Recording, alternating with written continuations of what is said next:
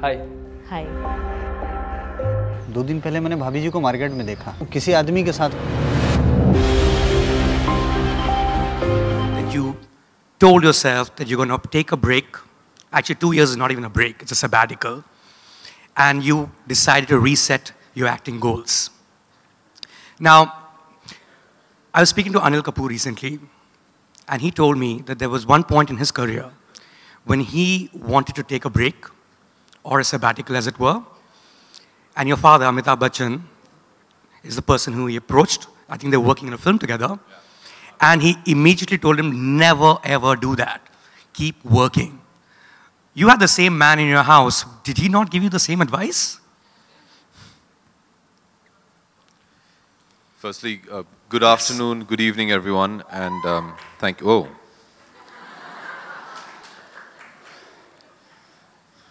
That feels good. See, you shouldn't have taken that self-imposed hiatus. You know, Mayank, when I decided that I needed to take this sabbatical, I was very convinced that this is what I needed to do for myself, for my career.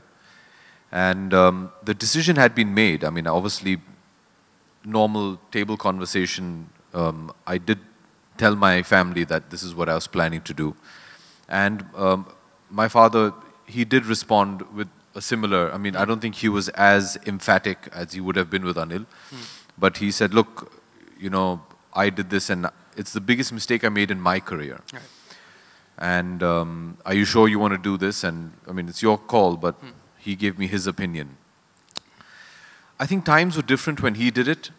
In 1992, if I'm not mistaken, when my father finished shooting Khuda Gawah, he decided for various reasons that he wanted to... Which was a great film, by the way. It was, yes. Yeah. That he wanted to take a break. And after 5-6 years, he was kind of coerced into coming back. In those days, when he came back, he felt he had lost touch with what the audience wanted. Also, in that interim period, there was an entire new generation that had come into watching movies, but more importantly, there was an entire new generation that was making movies. The likes of Suraj Barjatia and Aditya Chopra had come in and left their stamp and changed Indian cinema and how the audiences wanted to view cinema, what kind of heroes they wanted. Suddenly from the angry young man, it became the romantic NRI hero. So when my dad came back, he felt that, oh my God, I'm still doing the kind of films that I was doing in the late 80s, early 90s, and that wasn't working. That was why he felt it was a mistake. He felt he lost touch.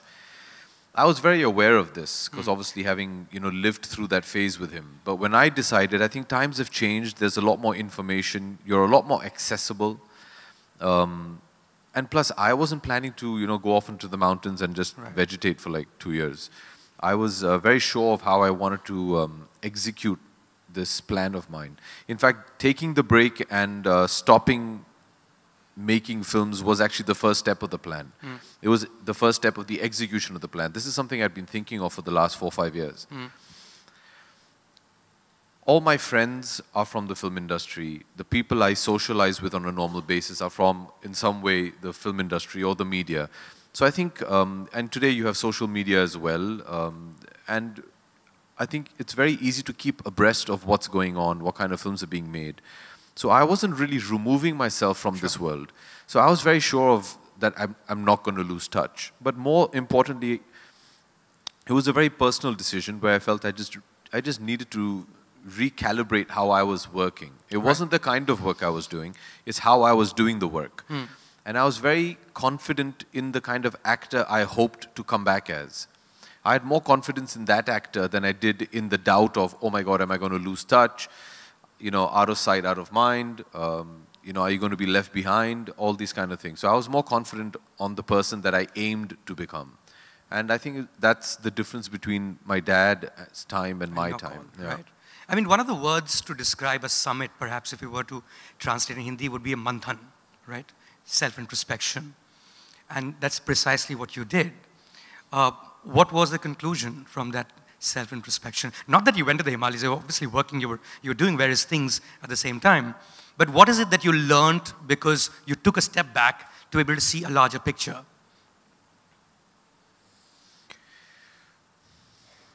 It kind of just emanated from a place where I just felt I'd become very complacent in my professional attitude. It's a bit of an irony, you know, we spend, I'm sure in most fields, but in cinema you work hard to attain a certain level of material comfort as well. I mean, let's all be honest with ourselves, you know, that is a big part of our lives. And once you attain that comfort, then you just start coasting along with it. What happened with me professionally is I was in a phase where I was making some very successful films. I was getting paid some very good money. I had no pressure to deliver a hit because that was on a fellow actor of mine. I was in a very comfortable, happy space. I was working with some of my dearest friends, having a great time making You mean movies. Happy New Year, Houseful 3? Yeah, all these kind of films, you know. And what happens is once it works, then you do another one because you know it works. Then you do the third one saying, this is really easy. Life isn't meant to be easy, especially films. Filmmaking is definitely not meant to be easy. As a creative person, as an actor, especially today, it's very important to be uncomfortable. It's very important to be challenged on a daily basis. When you know, can sleep peacefully and wake up and say, yeah, I can do this with my eyes shut and I can just coast along, it's a great space to be in. I'm not going to, you know, lie to you. But what happens is I realize that if I carry on like this, what I'm bringing to the table in terms of a film or a project is going to keep depleting film by film. Because I'm not contributing anything. I'm just there, I'm having a blast. Getting paid well. I'm getting paid well, and the films are becoming, you know, 200, 300 crore films. But if I'm going to stop contributing to my project, in 2-3 films' times, my producers are going to say, hey, why do I need him? I'll take somebody else. So you become disposable. I wanted to stop before I reached that stage. I said, no, you need to stop. You need to take a step back and just recalibrate, like I say, re-energize, come back with a lot more focus, and come back with a plan. You know what had happened with me, Mayank, and I've known you for so many years, and I mean, I'm sure there are people here who have met, I mean, Jyoti's here. Jyoti's known me since I was a kid.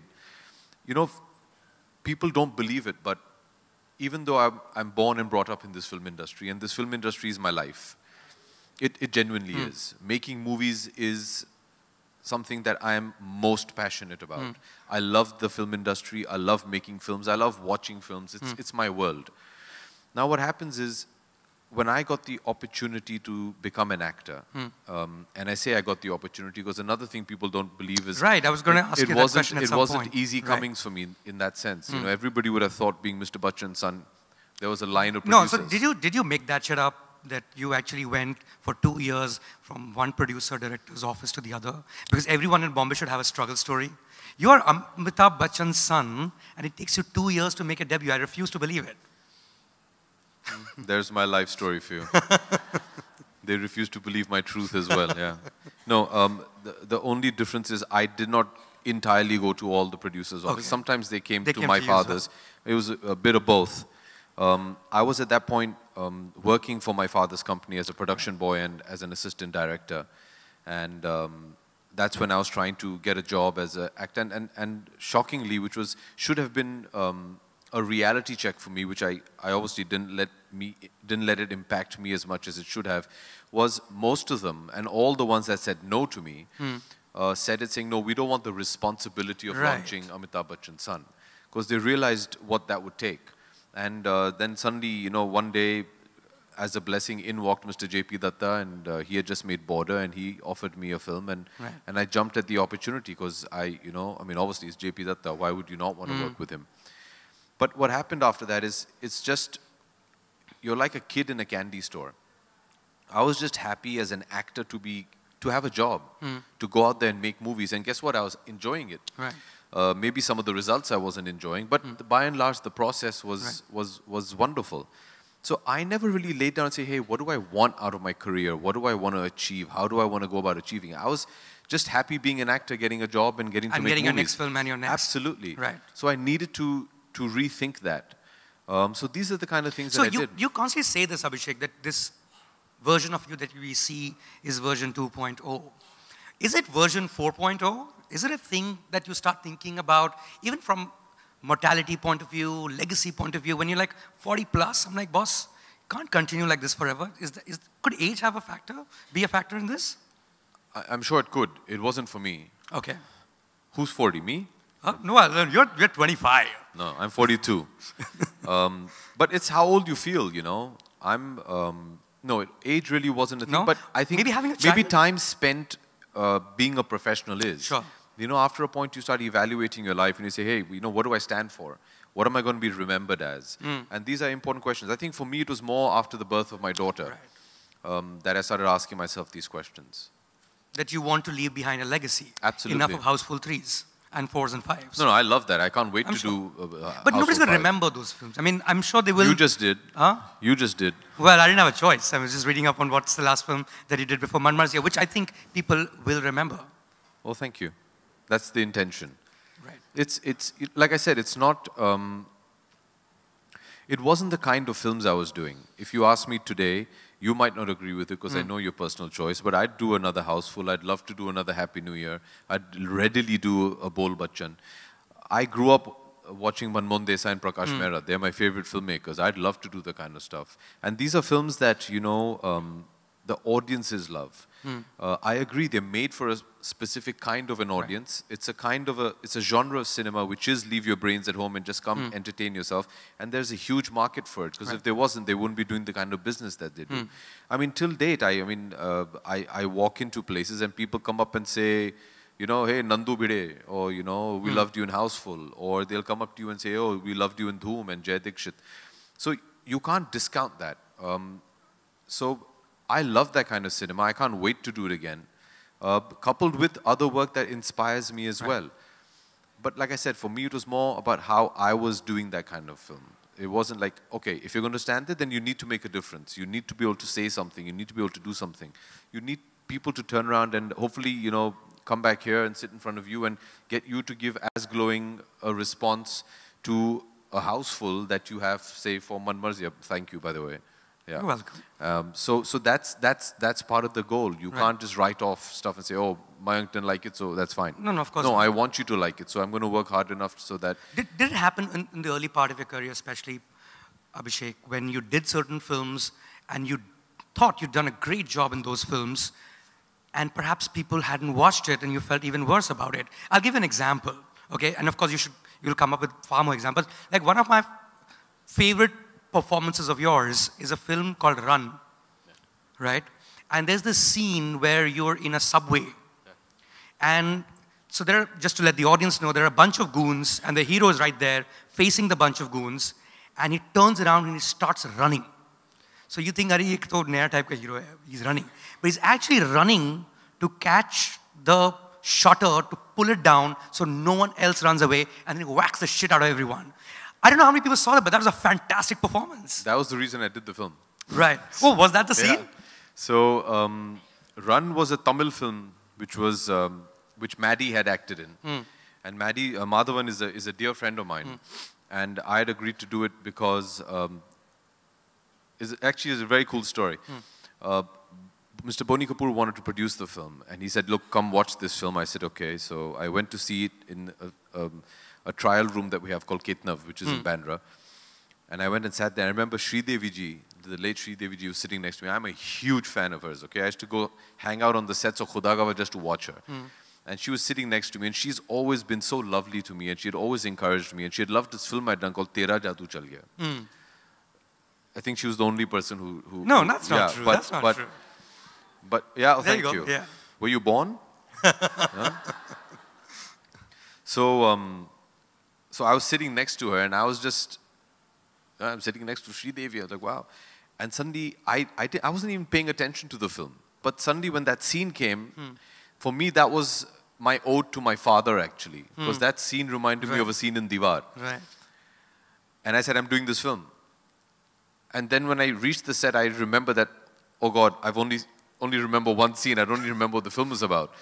But that was the reason I did that film. And that film actually got a great response. That's still one of the films that, you know, on Twitter till date, people still say that they liked it. So a few people saw it. But, you know, every film has its own destiny, I believe. So, yeah. Are there any others you can remember which, I mean the early part of your career where you felt like you'd given your best, but I don't think the audience came and they should have? No. None?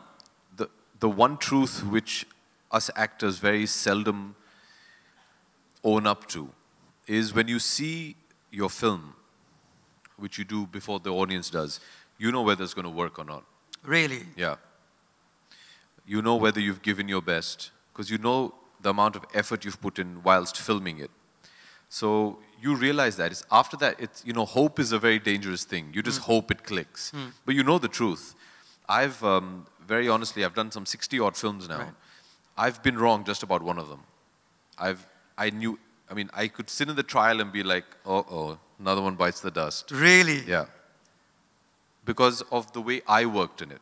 Not as an entire, Sure. I can't comment on other people's work.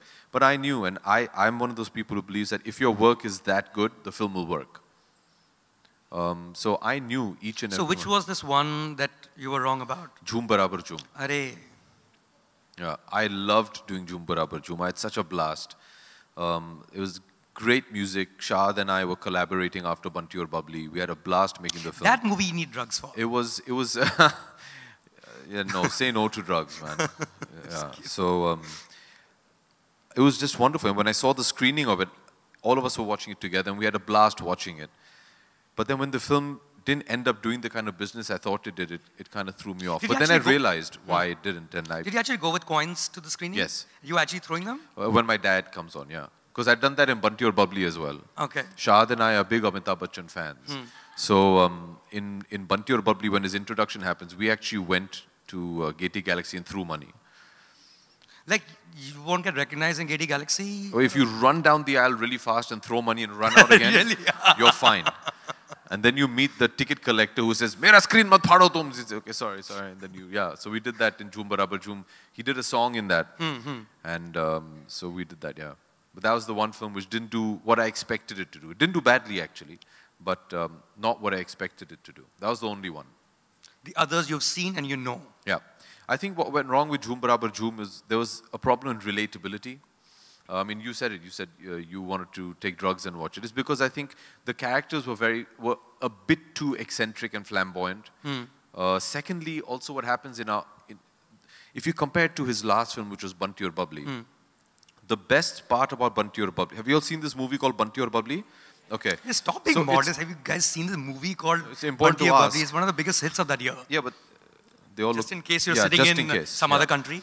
So the relatability of Rakesh and Vimy is that these small town kids who have stars in their eyes and want to make it big, that's, it was aspirational. It was every small town kid's dream to grow up and go to Bombay. That was the big thing. So there's that aspiration, there's that relatability. Right. Now in India, हमारे रिश्तेदार foreign में रहते हैं. It's a big deal. Hounslow में 10 जन एक कमरे में दिन रात, they're stuck somewhere. वो problem नहीं है. How they live? वो तो foreign में है. Right. विलायत में रहते हैं. It's a very big thing. So now, when you've already showing a film about people who are living abroad, they're already aspirational. So we want to see the Raichans of K3G. You don't want to know what their normal problems are. एक तो तुम लोग विलायत में रह रहे हो. I don't want to know what your problem is, and I don't care about your problems unless you're showing me an aspirational life. So I think they just disconnected from it. To add to it, the characters were very zany, very out there. So they've just switched off from it.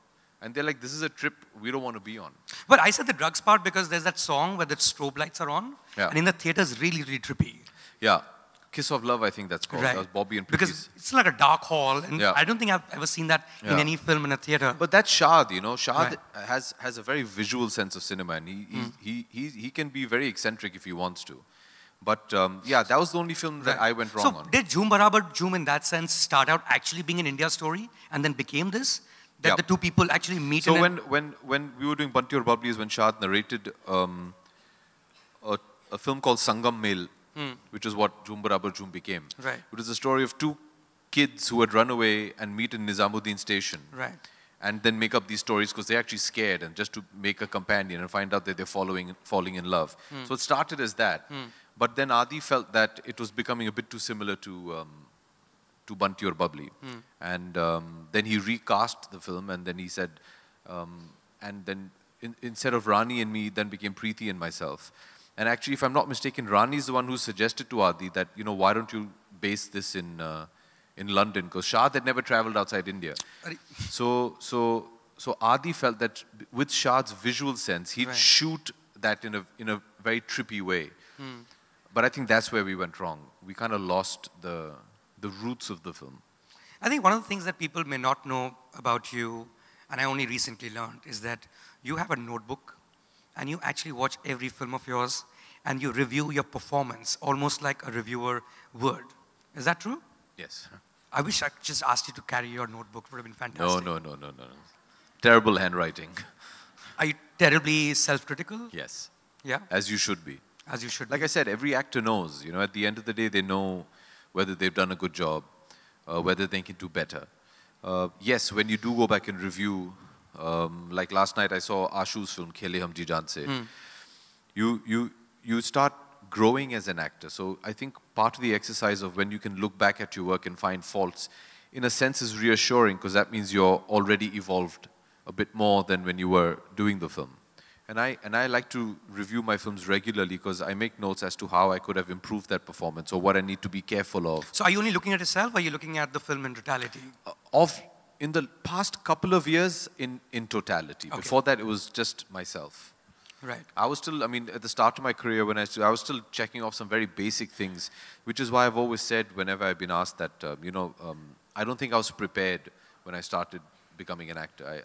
I mean, I see some of my colleagues that they were fully prepared. I was just, oh, I got a job, yay, let's go. I mean, at the start of my career, I was still, is my hairstyle correct? Is my left profile good? Is my right profile good? Very basics of film acting. I was still figuring that stuff out. Now I managed to see it as an entire. And you also look at every review that's, that's been written around. I don't know, now of course it will be impossible for you to, because there are millions of them, and if you include social media too. And that you actually read what people have said about your performance. Is that true? Yes. Each one. As many as I can. As many as you can. Yeah. When I started my career, I used to actually put up, I had a few of yours up there as well, on my bathroom mirror, and I used to highlight the portions that, the critiques had not liked about me personally. Right.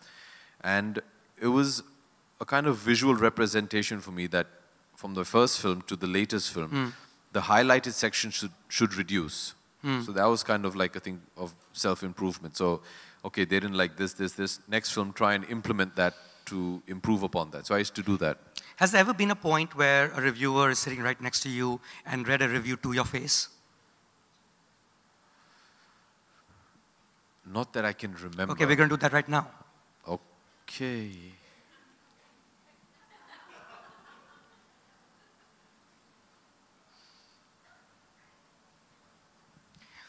Is it your review? Yeah. One of yours, right? Yes. This should be fun. So background, okay, it's obviously a very, very short excerpt, but the one that relates to you. Background score is an indoor concert. Artwork aims at advertising photography alone. Farhan Akhtar's written the full dialogue.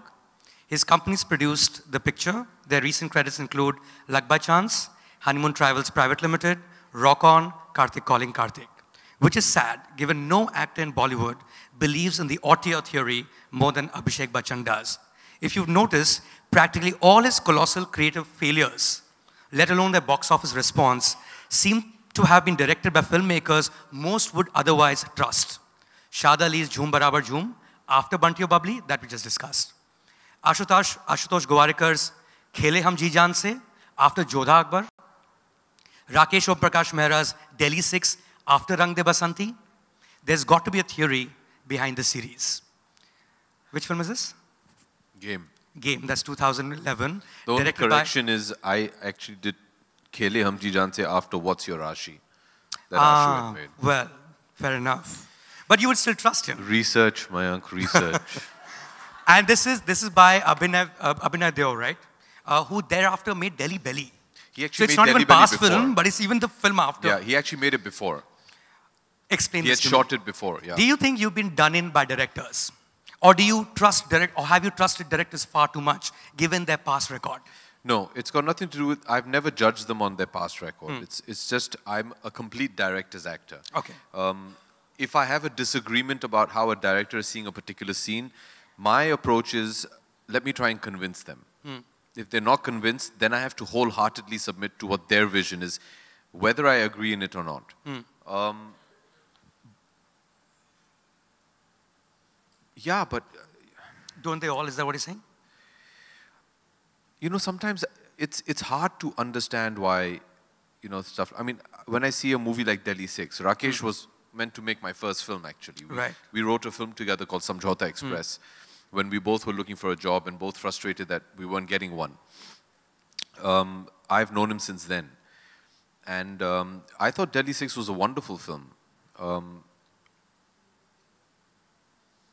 Yeah, but I mean, don't that know. of course is subjective, good and bad. I mean more in terms of, because there is no way to quantify these things. Yeah. I'm presuming box office success is what we can go by. No, absolutely, and that's the only thing you should go by. I mean, we work in cinema. It's a commercial art. Exactly. So let's be very honest. The only barometer is box office. But yeah, I mean, it's sad. But why do you think Delhi 6 did not reach the same level of audience reception as Rang De Basanti did? I think today, if I look back,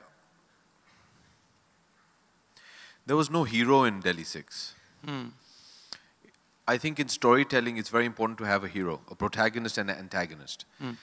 There were, I think, too many protagonists, so we didn't know who to get behind. I mean, like we were discussing Bunty or Bubbly. Right. There's this beautiful scene in Bunty or Bubbly where they're sitting by a brook and suddenly Bubbly starts crying. And Bunty asks her, why are you crying? And she turns around and very innocently says that I'm missing my home.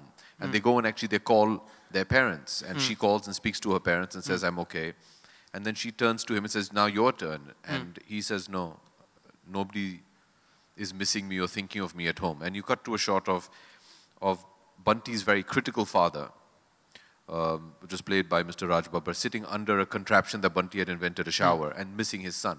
At that point in time, what happens is suddenly your heart goes out to them, and you're like, oh, I want these kids to do well. Right. You know, I'm get behind them. Right. You emotionally invest in them. Right. You root for them. I feel maybe in Delhi 6, there were too many people to root for, so who do you root for? I think that could have gone wrong with Delhi 6. What about Game? Like Boman Irani as Thai Prime Minister? Yeah. What are you saying? Yeah, it's fine. Why? They have a lot of Indian expats in... What went wrong with Game?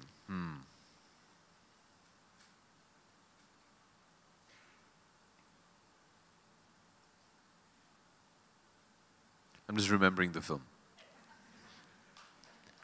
I guess that's what went wrong. No. Game went through a lot of casting changes also. And I think we started laying too much emphasis. It was essentially a revenge story. It was the revenge of my character that he was taking for the murder of the love of his life, which was played by Sarah. From that, it became a murder mystery to then, I think we just kind of lost the focus of the film. Had it remained just the story of a lover taking revenge for the murder of his beloved, I think it would have had a lot more focus. Somewhere, I think we kind of diluted the focus. Then there was the character of the, the Interpol agent played by Kangana, then the other characters and how they linked up. So I think somewhere we kind of compromised the soul of the film. Right. No, the reason why I'm asking these questions, Abhishek, is because there's something that you said which was part of your self-introspection, is about how you've got to be selfish, and while you've been extremely loyal throughout in your career, being selfish is very important because that's how people become successful. Yep. Was it in respect to certain career choices you made? Because a lot of them could have come from the fact that those were your friends, and all your friends are from the film industry. Yep, absolutely. I think one of the things I learned from the younger generation, I mean like the 15 to 25-year-olds, is there's an immense sense of professionalism and confidence in what they do. It doesn't matter who's standing in front of them. I grew up in a generation, and because maybe I'm from the film industry, there's this whole element of respect, and there's this whole element, junior. Yeah, all that. They're okay with that, but once the camera comes on, all bets are off. They're going to come at you in front of the camera in the scene and give it their whole. Whereas I know in the past, out of respect, no, okay, you want facing, take facing. Oh, I used to do that kind of stuff. Somewhere as an actor or in any profession, and I mean this in the best possible way, I don't mean this negatively, be selfish. Be selfish for yourself, for your craft, for your own people. In that sense, be selfish because you need to be a bit selfish to be able to give your best.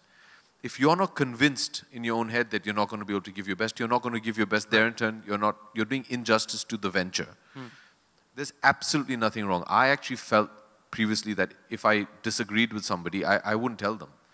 No, I don't want to be that kind of guy. I don't want to come across as arrogant. I don't want to give people an opportunity to say, oh, you know, he's just flexing his muscles, so to speak.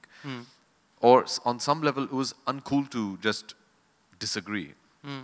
That was a big problem. Or were you overcompensating for being a Bachchan? I guess so. Right. I'm sure.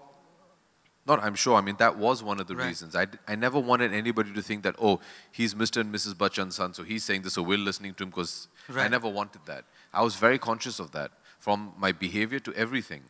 I don't think I'd ever compromise my parents and their dignity even today. But today, if I disagreed with something, I've understood how to put my point across in a better way. Instead of, for me, it was like, okay, if they're not going to get it, I'm just, yeah, whatever, man, let's just do it. But sometimes, you know, and I learned this from Amir, he told me that disagreement is very important on a film set, because it leads to an even greater outcome. So he says, I have no problem if people disagree with me. I'm willing to discuss it with them, debate it with them, because I am convinced that through that debate, you're going to arrive at a better answer. That everyone's happy with. Absolutely. Right. Because, you know, the point of selfishness, and here I'm going to tap into what I believe is a rather under-tapped aspect of a personality. You're a thinking man, which obviously one would not realize from Household 3, but one does from a lot of your in-depth interviews that I've watched. And you spent 2 years in sport. You pretty much devoted it to your sports company, with kabaddi, with football, of course. Selfishness is really intrinsic to sport. And you said, and you've spoken about how sport is the closest metaphor for life. Because all its ups and downs you can see in those 30 minutes flat or whatever is the duration for a game. Do you derive a lot from sports people? Do you have like favorite sports people, what they've said? Yep. Yeah? Immensely. I've been a sportsman when I was in school, and then in college. I still play sports, and I really think sports teaches you so much about life. It prepares you for the world out there. If it's a team sport, it teaches you about teamwork. It teaches you about sportsman spirit. More importantly, it teaches you how to fight back as a team. It teaches you how to never give up. If it's a solo sport, same thing's there. So I think there are a lot of wonderful metaphors in life that you can draw with sport as well. And there are wonderful sportsmen out there that I've idolized and just been so inspired by their journey and how they've gone about achieving what they achieved.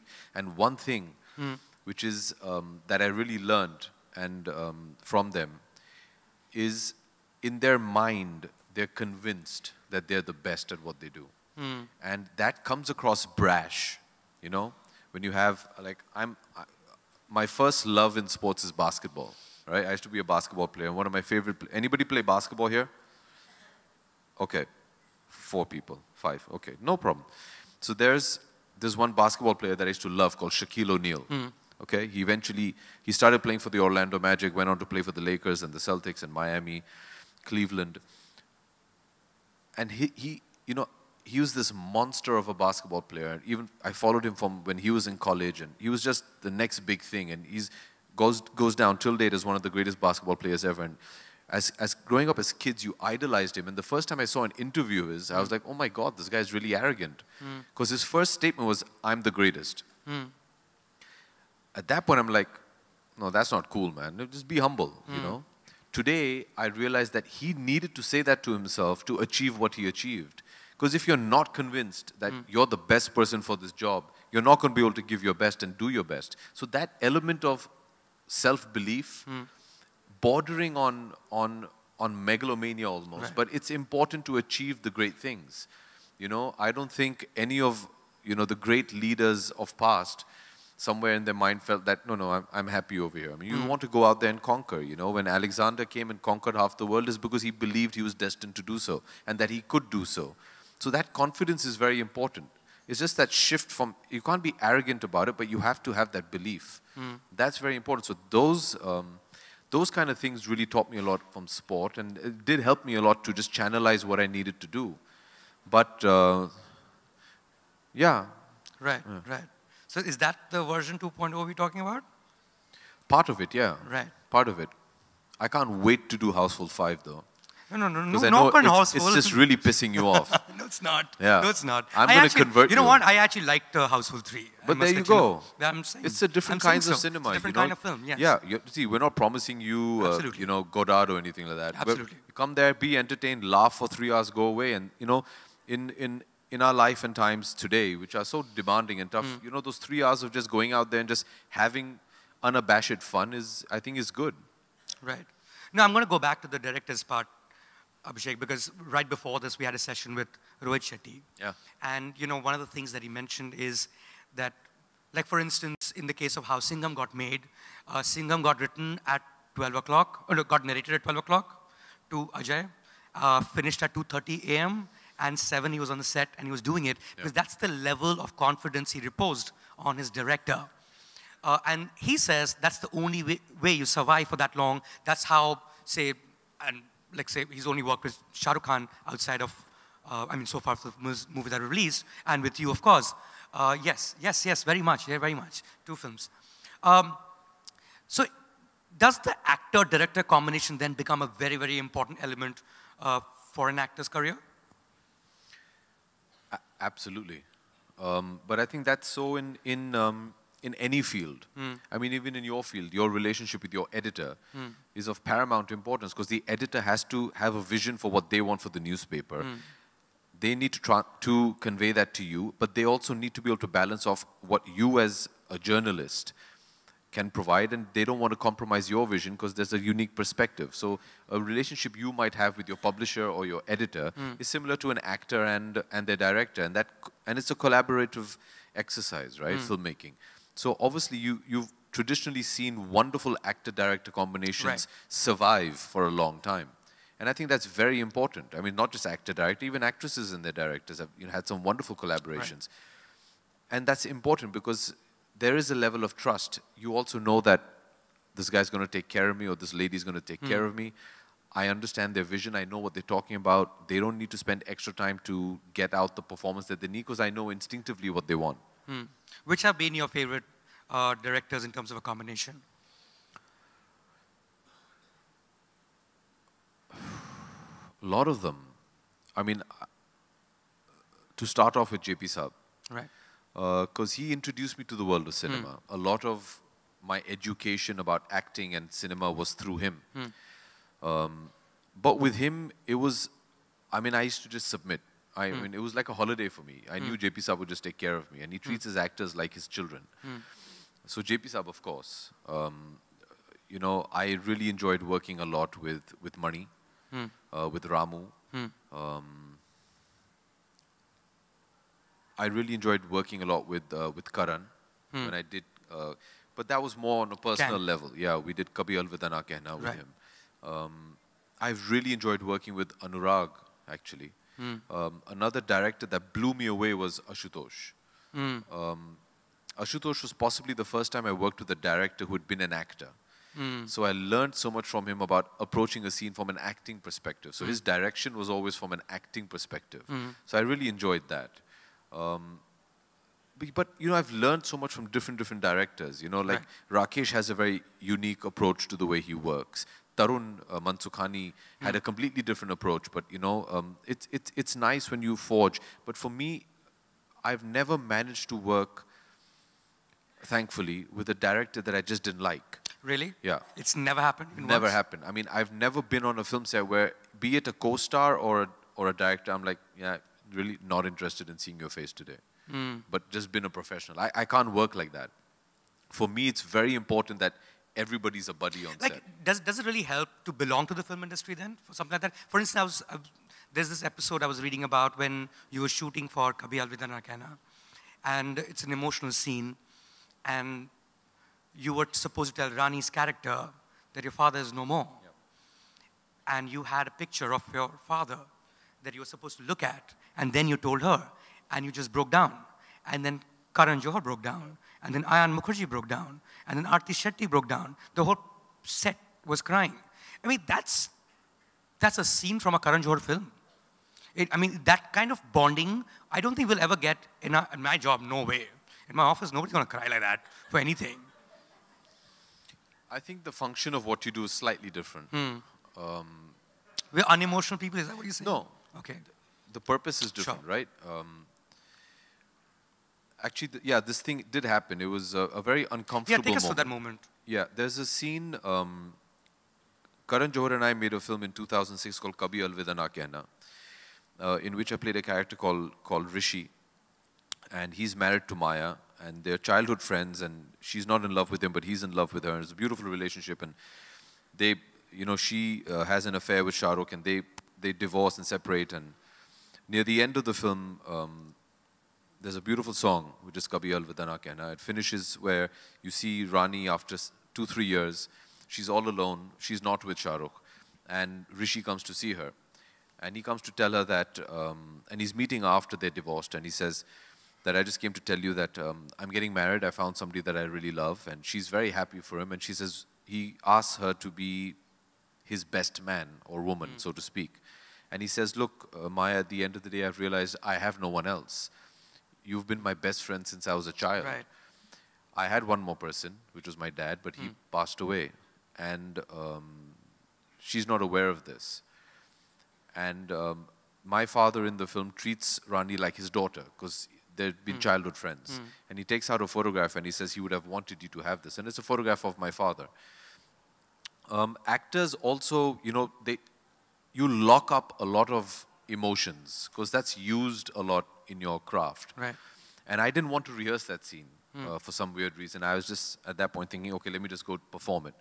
And I performed the scene, and I remember he said, yeah, you know, he passed away. And I pulled out this photograph, and that's when the reality actually hits you. And, you know, the lines get blurred. And I just remember thinking to myself that I'm talking about my father passing away, and that photograph was actually of my dad played my father's character in that. And it just kind of got to me. And I remember we finished the scene, and I just went to the side, and I think the emotion of the scene got the better of me, and I just broke down, and Karan noticed this. And he came and he just hugged me, and he broke down because he was also dealing with the loss of Yash Uncle at that point of time. Yash Uncle had just passed away under a year ago. And Karan had written that scene keeping these emotions in mind. Everybody on that set, from Anil Mehta, the DOP, to Ayan Mukherjee, who was an assistant on the film, Aarti everybody knew the emotion of the scene. I think everybody had their own interpretation of that scene. So it just, that happens, that's happened once or twice with me. Oh yeah? It's happened again? It happened, yeah, it happened in Marmarji as well. Really? Yeah. What was that? So it's not an industry thing. I mean, Anurag is not somebody who's born, he's born in Banaras. So, so it's just when, when you're on a film set, there is a bond, a bond between an actor and a director is sacred. Because in a sense, an actor tells the director, look, here's my soul, please take care of it, because I'm very fragile. That's why when we talked about collaborations, they go a long way, because there's that implicit faith. You're literally putting your life in somebody's hands. In a Rohit Shetty film, you truly are putting your life in somebody's hands. So it's that. It's, actors somewhere are very fragile beings, and they tell the director, look, here it is, be nice, take care, don't hurt me, because you have the tools to really take me into a dark place. If you're taking me to that dark place, be that light that'll bring me out. So that happens, and that's, it's very often that when there's an emotional scene, an actor will be on the side preparing, and the unit is very aware of the emotion of the scene, and the unit almost automatically adopts that mood. If it's a comic scene, everybody's having fun, they're fooling around. If it's an emotional scene, you see the set is very quiet, and people are whispering when they don't need to be, but they respect the fact that something very fragile is happening, so let's be nice about that. So that's what happened during, it was What was the scene? What happened in Marmarzia? It was actually during a shot that we did of a song called Halla, where Robbie, my character, finally breaks down and starts getting destroyed about the fact that he's caught his wife with Vicky. And he gets drunk, and he just goes to a club and starts dancing. It's a fabulous scene. So that was actually one long shot. And Anurag had wanted me to do that on my first day.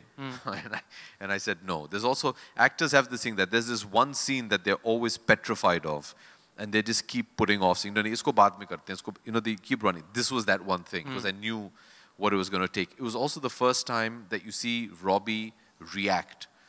He's not a reactive Right. person. He just Right. absorbs. Yeah. And Anurag's thing was, just he takes it in, and now it's just The too dam much. bursts. And you have to erupt. So I was running away from it. So this was about halfway through the schedule. We actually did it one night. And he had been just literally chabiing me to do the scene for like 15, 20 days. And that night also my football team was playing the semi-finals and we qualified for the final. So I was really happy. And then we went and did the scene and Anurag had been, so it was a mixture of everything. Right. And again, you just, a lot of times you just lose yourself in what you're doing. You see this very often with dancers, especially people who do a lot of stage performance and dancing. You see that a dancer has just lost themselves in that Right. moment. And they just achieve a certain... It's what dervishes, yeah, right? it's like that, you know. And you just get sucked into that moment. And they had music playing, they were playing the song, and he had built, and we were just doing it, and that scene finished, and he said, I said at the end of it, I'm going to be so tired of just having taken out that aggression that I just want to crumble down, and that's it. He said, yeah, great. And Anurag, in his typical self, never cuts the shot. And now, previously when we used to work on film, you had 4 minutes. Right. One can was 4 minutes. Now with the cards, they go on for 10, 15 minutes. And so Halla is about a 3.5, 4 minute song, and the entire thing, and he didn't cut. So throughout, I was just giving it all and just taking it out, and it's almost like a cathartic moment for him. And I just remember collapsing, and Anurag didn't cut it, and the music went off, and everybody just froze. Like I said, everybody's very aware of what's going on. And I just lost the plot after that. I just couldn't control myself. I think, whatever you've just been working up, it just comes out. And on some level for me, it was also cathartic about the last 2 years of what all I'd gone through. Right. Maybe all of that came into, I don't know. And the next thing I just remember is Anurag had just come and he's howling and he was hugging me. And then 2, 3 other people started crying. And then I went to the video monitor to see it, and Kanika, the writer, and all these people there. So it happens quite often, So yeah, it's not an industry thing. That's not, I'm sure. Yeah. But as an actor, Abhishek, you had perhaps the world's greatest in your house. Did he give you advice in terms of how to control your emotions? Because if he had to lose it film after film, we've lost count of the number of films he's done. He was probably doing 4 films at a time, right? Did he give you any advice in terms of holding back, in terms of having a certain control over what could be each character becoming you each time? Well, firstly, I won't agree with your perhaps. For me, he is the greatest. But I think we've never sat down and had these discussions. Really? For me, it's been more about learning from how he conducted himself. When Dad came home at night, he was Dad. He never brought his work home. The first time I saw my father come home in costume was he was shooting a movie called Insaniyat. And he was shooting right next to the house, and he came home for lunch. And he came dressed as a police inspector. And I was like, wow, cool. And I'm used to... How old were you? I was early teens, I think. Okay. But that was you would know that he's yeah. So I was like, okay, cool. And that was the first time he brought his work home. Otherwise, it was very clear. He never brought work home. We never grew up like the typical, film industry kids. None of these film magazines were allowed in the house. There was this press ban that was going on at that point of time with my father. So there were none of these film fairs and all those kind of magazines, not even trade papers. So we, in a sense, for many years of our lives, didn't even know that this concept of the film industry. It was just normal life. People find it a bit difficult to understand. I enjoy telling this because it just gives you a perspective. People say, what was it like growing up with Amitabh and Jaya Bachchan? Right. And I'm like, yeah, it was fine. It was normal. It was mom and dad. When I was a kid, and, just try and put yourself in my shoes. I thought everybody's houses had like 500 people waiting outside. You mean there are 500 people waiting outside your father's house, but all those people also have 500 people waiting in their house? No, that's what I thought. You're looking at I thought everybody's father, like all my friends in school, all their fathers beat up like 30, 40 people and put them in ambulance and, they jumped off buildings. That was my normal. When you go home, the people that are socially coming home were all part of the film industry. Right. So that's your world. that world becomes yours. You know, kids that I went to school with today are all my colleagues, you know, from like Adi, Uday, Ritik, all these, we literally used to carpool to school together. So, you know, your entire world is that. So you don't know, you don't understand why are people treating these people with such reverence. These are my parents' friends and these are my friends and it's fine. Only when you get a bit older and you start understanding, do you realize, oh, okay, I get it now. So, you know, when your world is that, it's very difficult to extricate yourself and then look into it and say, okay, yeah, let's be very normal about it. So that's what my life was. Sure. How, I mean, not that you have experience of being anything else, but how difficult is it or was it to be Amitabh Bachchan's son when you were not in that world? When you moved out of the world, perhaps when you went to do schooling or when you were in college or when you were among people who were not from the films? How difficult or easy is it to be that? Well, the best way to answer that question is I don't know anything else. Exactly. Right? So it's easy. I mean, this is all I know. Right. From when I was born, you know, by the grace of God, I am Mr. and Mrs. Bachchan's son. But that's the only life I know. That's the only way I know how to behave, and that's all I've ever had. So it's normal. I know you chose acting and as a profession, and I'm presuming, and I'm sure at some level, and of course you can correct me if I'm mistaken, is that that was your choice. That was something that you wanted to do. Let's say if you wanted to be a computer engineer, right? You would be in some Infosys. And it was like, that's Amitabh Bachchan's son. It would be pretty tough to live that life, right? If you were, I mean, yeah, really hypothetically speaking. Okay, I mean, I guess. Yeah. I guess. I've never, you know, people ask me these kind of questions and I never have a good enough answer. It's a huge bane to my existence. You know, when I keep saying that, why can't I come up with a good answer that, oh, what if you were doing something? How would it? I really don't know. But you were a fanboy yourself. Absolutely. Always. Absolutely. Always and all. Always. But of his screen image. At home, he was dad. Okay. And that credit has to go to my mother. You know, she never allowed us to. He was dad. So, you know, that's what he was. But yeah, as film watchers, huge fans. Huge. I mean, I used to love going on his film set and just hanging out there all day with him. And he used to love me coming and hanging with him. It was great. I mean, it's a wonderful childhood to have if this is the profession you want to be in. I mean, can you imagine? I grew up on the film set of Prakash Mehra and Yash Chopra and Manmohan Desai. I mean, you're privileged. It's a blessing, man. How many actors get to do that? Right. And it was a wonderful upbringing. You lived in a dream world. I mean, I remember my father made a movie called Namak Halal. I'm not sure how many of you have seen it. And there was a song called Pagga Ghunguru in that, which became very famous. I was there for the shooting of that. Oh, nice. And I remember sitting behind the camera and laughing at him trying to chase his Modri down the water. And I'm like, wow, that's funny, you know. Right. And why all these dancers dressed up like, you know, Africans and what's going on? But okay, it's funny. I like it. You know, and it's just a wonder world that you're living in. It was beautiful, man. It was just a great, great childhood. What would it have been outside that?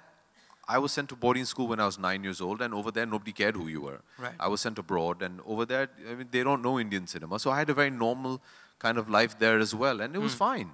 It was absolutely fine. I mean, my dad used to come to my basketball matches or to my plays and sit in the audience like a normal parent and enjoy it or not enjoy it. And, you know, he used to participate in that sense. So I had this beautiful balance of both the worlds. But today, if you ask me, oh, if you were working in Infosys, people be saying that. I think they'll say it once, they'll say it twice, and then it's fine. Very bored of it, right? Yeah. But as a personality, you've said this before, Abhishek, that you're actually closer to your mum, and that Amitabh Bachchan is a loner. Is that true? Is he a loner? He's the most public person India has ever known. Yeah. No, I think he likes time by himself. A lot of actors do. You know, I think it kind of helps you just maybe acquaint yourself with somebody that you actually know the least, which is yourself. You know? So I think every actor likes that time where just let me be. But Dad, by and large, is somebody who's very shy. And he keeps to himself a lot. He does. Yeah. I mean, so the side of him that we see is his public side. Yeah. Which is obviously someone who will chat up anyone who comes on his show, KBC. Yeah. And, you know, he's really, really good with Yeah. people. But deep inside, he's actually a shy person who would rather not. I don't know if he'd rather not, but I know then he'll finish KBC like he's doing right now, and he'll come home at night and then give me a call and say, I'm back, and he'll call me up to his TV area where he's watching some sport of some sort and sit in silence. I mean, a lot of my childhood I used to be called just to, he likes his family around him, but then he's just quiet. He just wants to, you know, yeah, so he likes to keep to himself. I think he does a lot of thinking also, and as a lot of actors do. Right. I think we put on this illusion that we're very social, and a part of us is, because that demonstration is what gives you the confidence to go on a stage and do what you have to do, and that love of the energy that your audience gives back to you. That's a part of us, but I think in order to do that and do true justice to that, you need to have the other end of it as well. You need to have that time by yourself where you can just think. Right. And to preserve that energy, right? Because you're constantly... Yeah, it's tough. Right, right. I mean, another person I've seen who does that, who I think is just brilliant as a public persona, is Shah Rukh. If you see Shah Rukh at home, he'll be sitting in a corner reading a book. He's immensely shy. You know, so I see that a lot. I see a lot of actors who need that time off. I mean, you could come back from work, you spend time with the family, but then you need that 1-2 hours. You're just by yourself and your thoughts, and you know, just think about what you need to do, how you're doing it, or you know, possibly just observe a certain thing. Or you need that time by yourself. Right. And you're more like your mom? Yes. My mom is more extroverted than my father. Okay. So yeah, I would say I'm more, even as an actor, I'd say I'm more like my mom. Yeah. Right. Questions from the audience? Abhishek, I have been observing you over the period of years, you know. You have been doing some wonderful films, some good films. But one film was the Guru. And you did tremendous job. Thank you. Tremendous job. Thank you. And I just don't know, you are cut out for, you have got a personality character, you are cut out for some lovely biopics. So have you ever thought about it? Okay, there could be some other subjects also where you should work upon it. Are you asking me that for another biopic? Yeah. You know, I think, no, I've not really thought specifically like that. But if a film like that came around, which I thought was inspirational, I'd love to do it. I've never been averse to any kind of film. But I've not specifically thought that, oh, here's a biopic and I must do a biopic. The film has to be exciting to do. Abhishek? Yes, Jyoti. Yeah. I just have 2 questions to you. Just? Yes. Number 1 is, were you not Just so the gentleman asking me a question is Mr. Jyoti Venkatesh. He's one of the most senior journalists we have. I was literally born in front of him, and he's been asking me 2 to 5 questions since I was born. So it's... Yeah. Since you were born, no. No, seriously, ask him. Really? He was one of the guys when I was a production boy, was there as part of the press junket. He's seen me as a kid. I'm not kidding. No, as in, like, he didn't go to the maternity ward. It's like, boss. No, I don't think he was at the maternity ward. I'm pretty sure he was standing outside Breach Candy Hospital, though. on the major sub-sets? There, major sub, there. My first film, yeah. Acha, Abhishek, were you, I just want to get it from the horse's mouth, were you offered... Jyoti, you've just called me a horse. Were you offered Paltan by J.P. Datta, or did you say no to the offer when it came to you? Yes, I was offered Paltan, and I was doing Paltan, and I very sadly had to leave Paltan. And it's a decision which destroyed me. It really upset me having to take that decision. But there were certain circumstances which I could not get out of. And it destroyed me because JP Saab means the world to me. And not to be able to stand by him during this journey was something that really upset me. It was a tough, very difficult, one of the most difficult decisions I had to take in my professional career. And I feel very bad because I feel somewhere I kind of disappointed him and let him down. But I've always wished him all the best. And the thing is, my relationship with JP Saab goes beyond movies. He means far too much to me. My love and respect for him is far too big to let any film come in the way of that. But sadly, I could not be a part of that film. So to answer your first question, I was doing Paltan. What was the second one? Second one is, several years back when I met Anil Kapoor on the sets of his film, I just casually asked him, Anil, teri beti abhi kabhi heroine banegi? She was just a kid of 8-9 years. And he said, yaar, main abhi hero, let me be chakas, hero for a long time. Yeah. Why think of my daughter coming in films? So what is your take on Aradhana getting into films as an actress? Aradhya, Aradhya. she's 6 years old.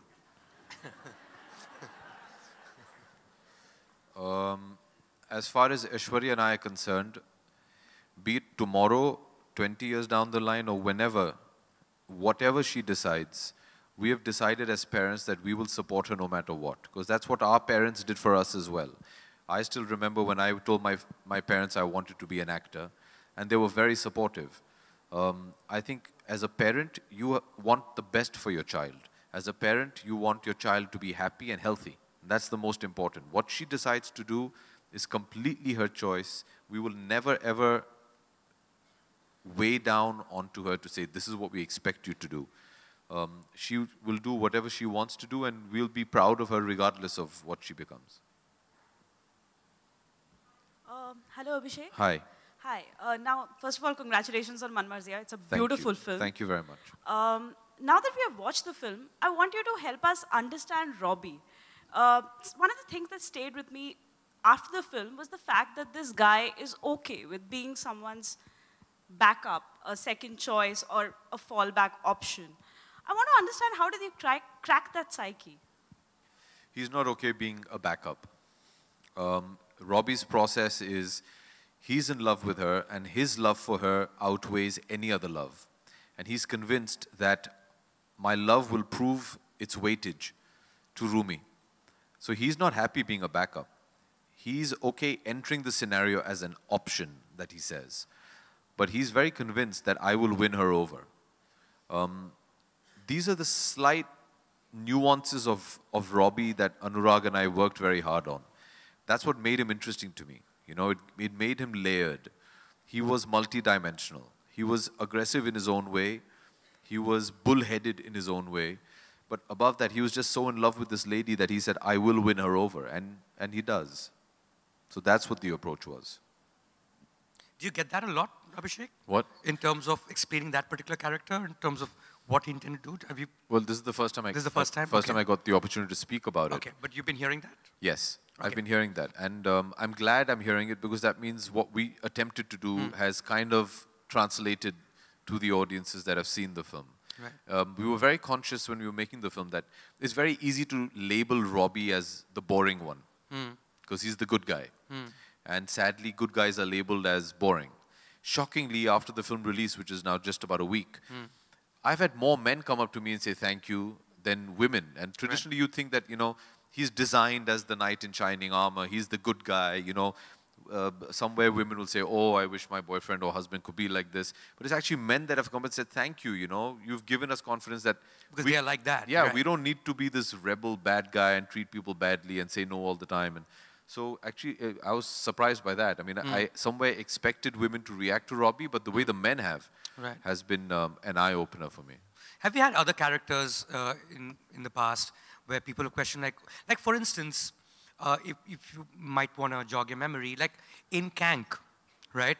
A lot of people did not understand what are the problem in that relationship. You seem to be a perfectly fine guy. She seemed to be a perfectly fine girl. You guys seem to be perfectly fine together. What was wrong with you that she had to... So this is one of the questions I asked Karan. Okay. And he said, that's why I'm making the film. I want to show the perfect husband. Rishi is the perfect husband. He's madly in love with Maya. He's a great guy. He's fun. He's successful. He's independent, everything. She just doesn't love him.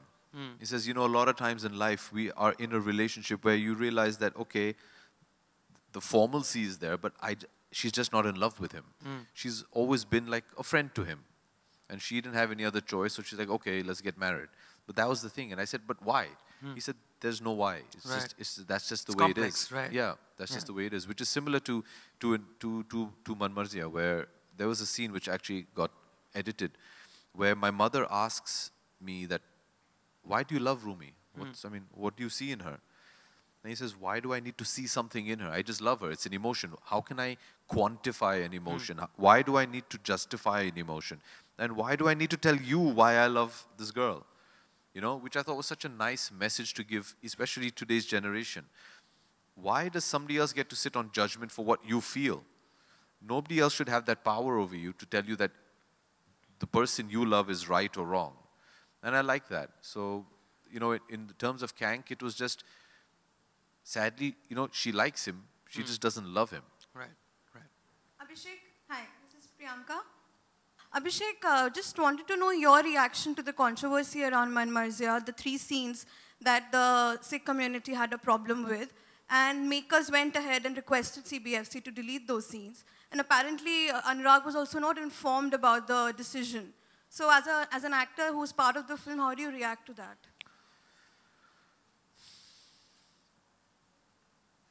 I think each individual is allowed to react the way they have and they want to. It's their personal opinion. For me, it's not a big deal because, see, what is your film about? My film isn't about anybody smoking.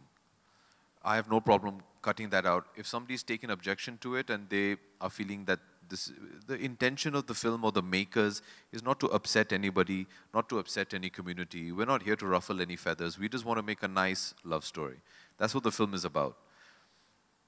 If by cutting out 1 or 2 shots, it's going to placate somebody and make them feel better, I have no problems doing that. And I say this very sincerely. I really don't have an issue with it. Everybody's allowed to react the way they want. It's a free country. But for me, look, if me cutting out 3 shots, which is not impacting my narrative, makes you happy, by all means. Because my intention isn't to upset you. My intention isn't to start a controversy. And my intention is not to upset you. It's as simple as that. I'm very clear of these things. And that's it. It's been removed and it's fine. Does it not set a wrong precedent, though? Because if any group is going to have any issue with any scene and that CBFC's past the film. It depends what the issue is, Mayank. All right? How do I give you a good example? Okay. My view is very different. I'm looking at it as entirety. Ask yourself 2 questions. Why and who is objecting? What is the purpose behind that objection? If that is genuine, then you should look upon it genuinely. Because as somebody who's part of a film, as a filmmaker, you make movies for an audience. So if your audience, even if one member has an issue with something, you need to first ascertain, is that a genuine issue? If it is genuine, you need to address it. I'm making a movie for them, not for myself. And if they have a problem, then I need to understand why. If I'm convinced with that, the next thing you need to ask yourself is, who's the loser here? Who stands to lose? In a situation like we are in right now, I'll tell you who stands to lose. The exhibitor stands to lose. I, as an actor, have done my job. I've been paid. The producer has sold his film to a studio. The studio has there on end sold the film to a distributor who has then sold it to an exhibitor. If there is, for example, an objection or a protest, there's going to be a cinema hall that's going to be vandalized. There are going to be shows of an exhibitor that are going to be cancelled. That person is going to lose money. You want to stand today and say, okay, how can you do this? This is a bad precedent. Please underwrite all the losses that the people down the chain are going to face. I'll stand by you. You have to, that's my industry as well. I've got to think about them. And like I said, what is the issue? You have an objection to 1 or 2 shots. Is that going to change your story? No. Take it out. It's fine. Yes, if it's something that's changing the narrative or the reason why I made that film, then I can sit and debate that and try and counter that. So you're saying you won't take the same position on Urta Punjab, for instance? No. I understand why they would want to say what they wanted to say in Urta Punjab. This is just 3 very basic shots. It's not a big deal. Why is that worth more than what my exhibitor, which is part of my family, extended family, is going to have to face losses for? No, it's not. I'm not going to sit on that ego. I feel very strongly about these things. This is my industry as well. Sure. I mean, we could like debate this the forever. first thing you have to ask is, what is the reason why they've taken objection? All right? They've objected to 1 or 2 small shots. If you remove that, it's not going to change your film. It's not. Also, you have to understand that this is an issue that has happened. If it happened before the release, it's something I can understand. We can sit down and debate it and discuss it. This has happened after the release. Get on with it. Your film is not changing. If it's something that's going to change my film, then I have the right as a democratic citizen of this country to debate with you and to reason with you as to why you feel the way you do and I feel the way I do, and it's my job then to convince you. Something as small and trivial as this, I think it's absolutely fine. Sure. Do you get that a lot? Because that might well be your finest performance. I mean, Yuva well, thank you, but Yuva I turned a corner in my career with Yuva. Yuva was the first film where I actually got positive reviews. So for the first time, it was relieving for me because I just felt, okay, I can do it. You know, the industry. You cracked it. I mean, it's a fantastic. Thank you. The industry, the audience, the critiques, they kind of gave me a thumbs up for the first time. So for me, it's always been a very important film in my journey as an actor.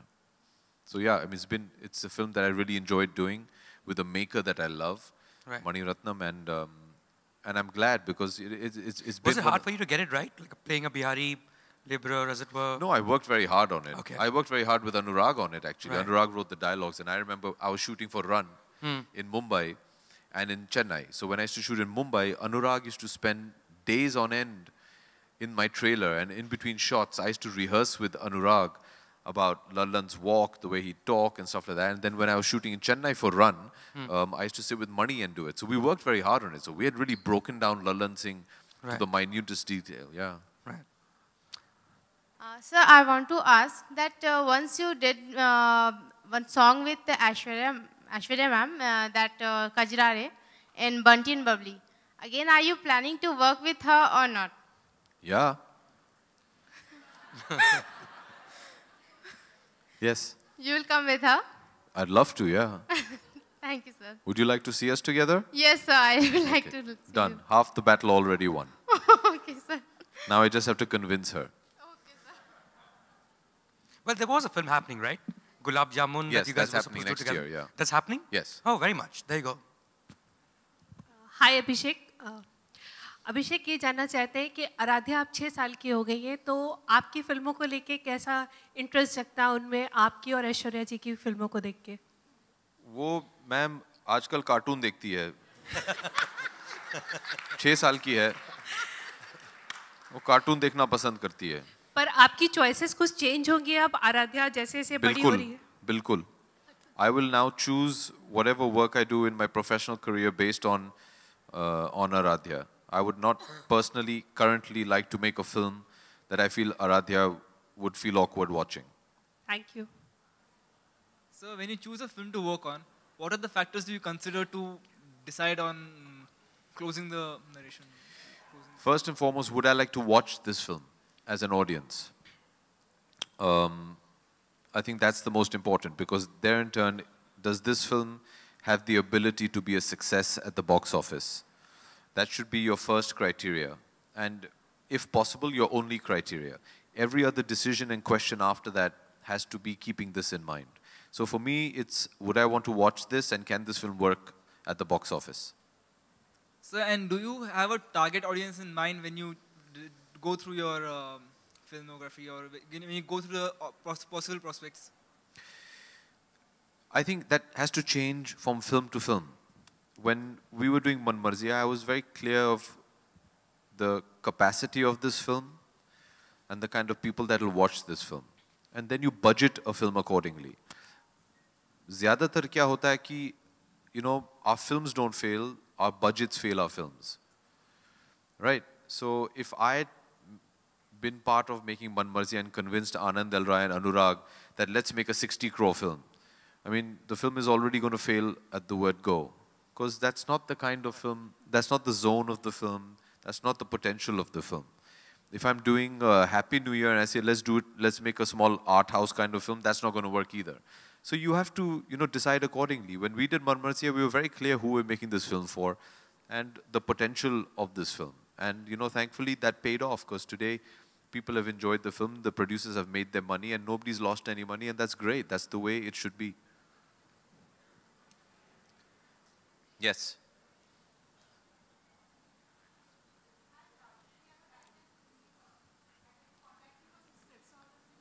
Yeah, if you see 5 feet to your right, Basuri, my manager, standing there, she'll be happy to help you out. Disclaimer. What I wanted to ask is... When did you cut your hair? Oh, God. It's been a while. It's been a lot of years. Yes. Abhishek, at this stage, I don't know whether you have this, but do you want to direct a film? Or No. is there a script? No? No. Why? I'm petrified of directing. I have a tough enough time being an actor. You know, I think direction is a completely different discipline. I understand why actors sometimes feel the need and the creative urge to direct. I have never felt that till date. But I'm pretty sure that if I do down the line, I'd want to go learn direction first. It's a completely different discipline to acting. And I don't think just because you're an actor and you spend 30 years on a set that you can become a director. Director is a 360-degree kind of a job, where actor, I can be very focused about what I need to do. There's so many different things you need to pay attention to, whereas an actor, by training, you're currently just worried about what the scene is. So you're focused in that sense. So you have to have tunnel vision as an actor. As a director, your spatial skills need to be a lot better.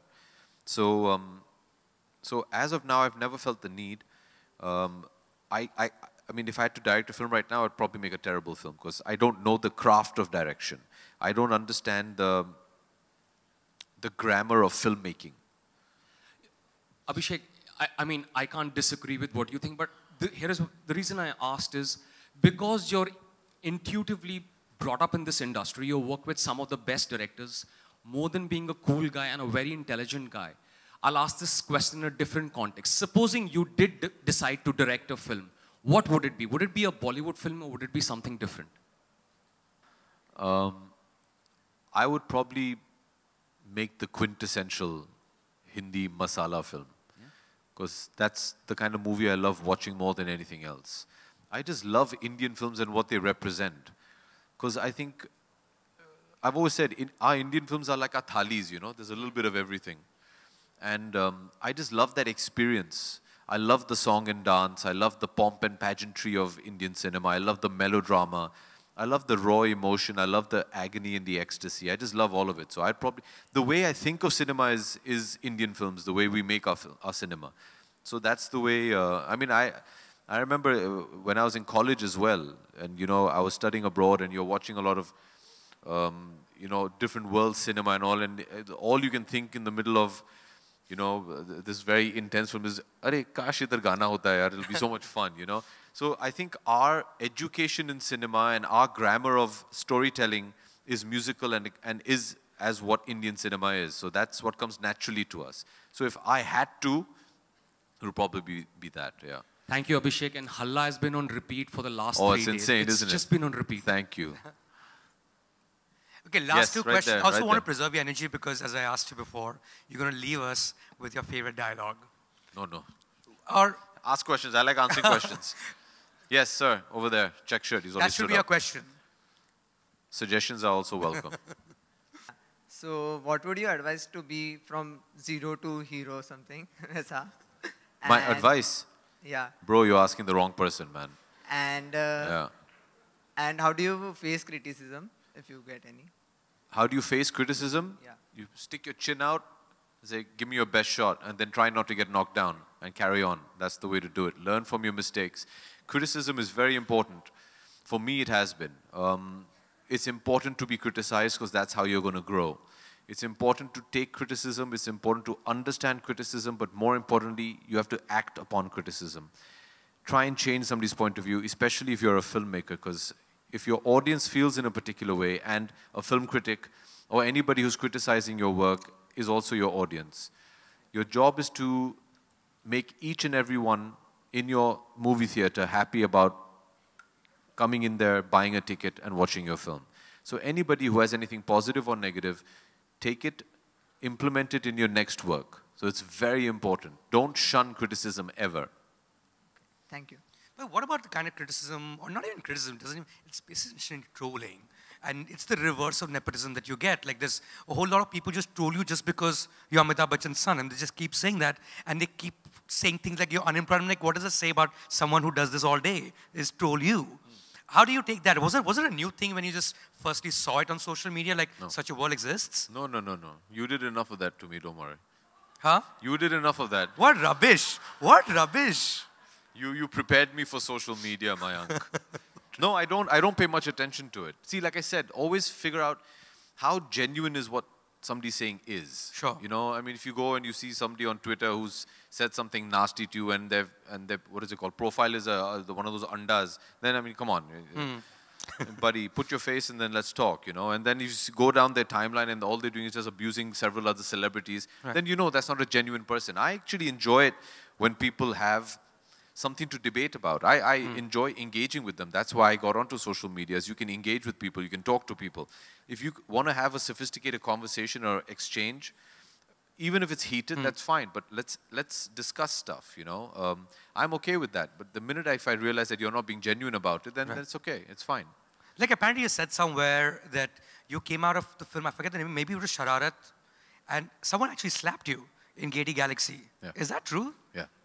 What happened? That's like crazy. Disgruntled customer, I guess. Yeah, it was, yeah. It was a tough time, yeah.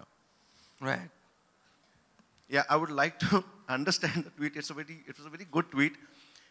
It's good to lose to a talented father. You wrote about India-Pakistan match day before. It went you were trying to, you tweeted. I tweeted what? About India-Pakistan match. No, I never tweeted about India-Pakistan match. Oh, You know, I think you also get confused with your parody account, which is just as popular. Oh yeah, I have a parody account. There's a rather funny person, man or woman, I don't know, but they run a parody. Okay, yeah. They tweet, that wasn't me. Hi, Abhishek. Hi. You had acted as Major Vikram Batra, Paramveer Chakra in LOC. Ji. I just want to know the kind of research you had put in to play that role. Because I think you played very well. He's Major Shah, by the way. He's an ex-major. So I had met Vishal, you know, Captain Batra's brother, twin brother. That's right. In Chandigarh. And I'd got whatever literature JP Saab had provided me with. And then obviously Josa, which was Colonel Y.K. Joshi, who was his commanding officer, I'd met him. So we had a sense of, you know, how Captain Batra was, the bon vivant that he was, and just this wonderful, wonderful soldier. Obviously, I saw the interview that Barkha had done with him. Ye dil mange mo. Yeah, and whatever was available to us. At that point, there wasn't that much. But that is the kind of stuff that we did. But I think speaking to Vishal and then meeting Joser was also stuff that helped me a lot, because you got certain insights into Vikram Batra and the kind of person he was. Right, because you were very convincing in Thank that. you, thank and you. I've rarely seen any actors who have played an army officer's part convincingly, including your other co-actors in the film, sorry to say. But I think you were very convincing. Thank you, thank you, Yeah. thank you. Thank you. You know, that was one film that broke my heart. What's that? LOC. You know, I remember one of the screenings of LOC, we had come out, and one of the parents of one of the Jawans we had portrayed in the film came and they had tears in their eyes.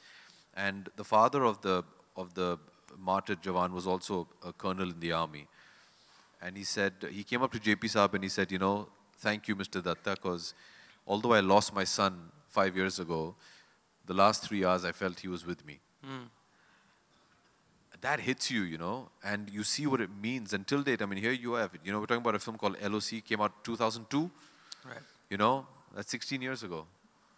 And I've had so many people that are from the armed forces that come out and still talk about that. That's what it meant to them. And then, you know, I remember that we didn't receive very favorable reviews for the film, and the film didn't end up doing the kind of business we hoped for it to do. It was crushing because, you know what it meant to the families of the people that the film was based on. You know, so there's certain times when films like this, when they don't do well, it really crushes you, because you want that film to do well because of who the film is made for. Right. You know? Or about. Yeah, absolutely. Right. I mean, these are the sacrifice that they have made for us, and the kind of work that they do it's insane. I remember shooting LOC. We shot it predominantly in Leh, Ladakh. And it was very demanding, you know, just to be running around there, doing action at 12,000 feet is crazy. These guys were fighting a war at 19 to 21,000 feet. I mean, can you just imagine what our Jawans have done for us? I mean, it's crazy. And, you know, that was the emotion with which we made that film. So we just felt that the barometer was judged, which is fine, because I understand it is, you know, at the end of the day, it's a movie. But that film really, I remember when it didn't work, it was very upsetting. Very, very upsetting. Is that another example when you knew that it might work and it didn't? I think somewhere the practicality of, you know, LOC is, I think, possibly the longest film I've ever been up. I think it was 4.5 hours long. Right. But everybody, I mean, I think the reason I did the film was different. So it didn't bother me what it was going to do. You weren't being objective about it. No, I was very emotional about that film, yeah. Orhan, you are quite high that you have been born in a family where you just got the chance to meet the biggest directors of the industry. So it says, it proves that you are a born star. But afterwards, when you just started your career with the movie Refugee, there have been a lot of ups and downs in your career. But you managed to just sail up, and now you are an actor who can be molded in a director's ideas. So is there any character you still desire to play, which has been your favorite likes?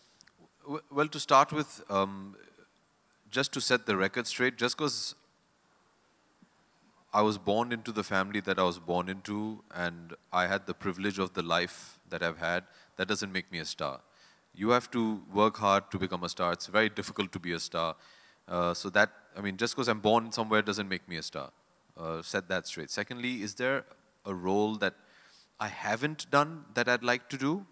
I'm not sure, because, you know, that kind of changes almost on a weekly basis. I think it's very difficult for an actor to say, oh, this is my dream role.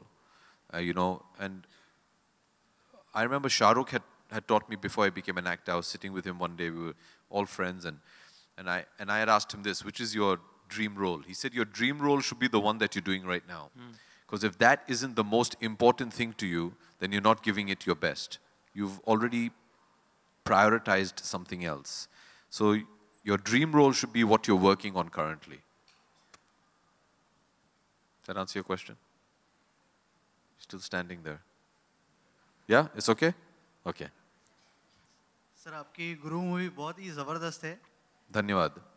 बहुत ही बढ़िया movie है. Thank you. इसके अलावा आप जो film sign करते तो script क्या देख के करते हैं आप साइन? किस तरह की स्क्रिप्ट साइन करते हैं आप? जी, अगर वो स्क्रिप्ट आपको छू जाए और आपको लगे कि आपके जो दर्शक हैं वो फिल्म देखना चाहेंगे, फिर मैं वो फिल्म चुन लेता हूँ. जी जी, thank you. Thank you. Yes, sir. Let him say When will you do Rajkumar Irani film? हाँ, माने कि मैं बोल दूं और वो लोग कर लेंगे ना. हाँ. नहीं. I have already worked with Rajkumar Hirani. I actually did a small part in Lage Raho Munna Bhai at the end. I'd love to work with Raju. I think he's wonderful. I am an editor. You're his editor? Yeah. हाँ, तो आप जरा सिफारिश कर दीजिए भैया उनको. बता दीजिए उन्हें. One day. हाँ, one day. Good. Thanks. यहाँ भी. हाँ, बताएंगे. Yes. So you have been a sports entrepreneur for a couple of years now, and you're also an actor. So it takes two completely different skill sets to work on these both. So how are you looking to manage those skill sets side by side? Where there's a will, there's a way. If you're passionate about something, you love doing something, you'll find a way to do it. Yes, they're completely different skill sets. You need very good help, you need very good management, you need very good people who are going to, you know, aid you in scheduling your time. I thankfully have wonderful managers who manage to, you know, allocate the needed time for whatever I do. So far, I'm managing to juggle both the worlds. I have no complaints because I enjoy doing it. But I think it's to be able to get the right people for the right job. हाँ, उसमें आपने sports पे बहुत ज़्यादा ध्यान दिया है. तो अगर उस पे कुछ बताना चाहें, कैसे वो पूरा मटेरियलाइज किया, कब आइडिया है कि उस पे काम करना चाहिए? Kabaddi team, football. So you're mumbling, I can't hear you. Sorry. मैं ये पूछना चाह रहा हूँ कि जैसे आपकी फुटबॉल टीम है, कबड्डी टीम है, आपने 2 साल का ब्रेक लेकर के उस पर बहुत सारा काम किया मुझे लगता है. तो वो कब आइडिया है कि मुझे फिल्म से हट करके इन पर भी काम करना चाहिए? नहीं, मैं फुटबॉल और कबड्डी पे इससे पहले भी काम कर रहा था. 2014 में मैंने कबड्डी और फुटबॉल की शुरुआत की थी. So I was acting and doing that at the same time. जब मैंने ये तय किया कि मुझे ये 2 साल काम नहीं करना है फिल्मों में, I was very clear that वो 2 साल मैं बिताऊंगा अपने sports enterprises में to make sure that as businesses they can run by themselves. तो ये 2 साल में सिर्फ घर पे नहीं बैठा रहा. I was working round the clock on my sports, on my other family businesses that I run. But this was something I had already got when I was acting before as well. Do you have a good business acumen? Most creative people aren't inclined towards business usually. You know, I think we kind of complicate business too much. At the end of the day, you have to just remember supply, demand, and you're fine. You know, keep it simple. For me, that's been my mantra for business. Keep it as simple as possible. If there's a product, what is the demand for it, and then supply accordingly. It's as simple as that. What's the profit, what's the loss? That's Absolutely. Just keep it simple. Right. She said you're a very good actor.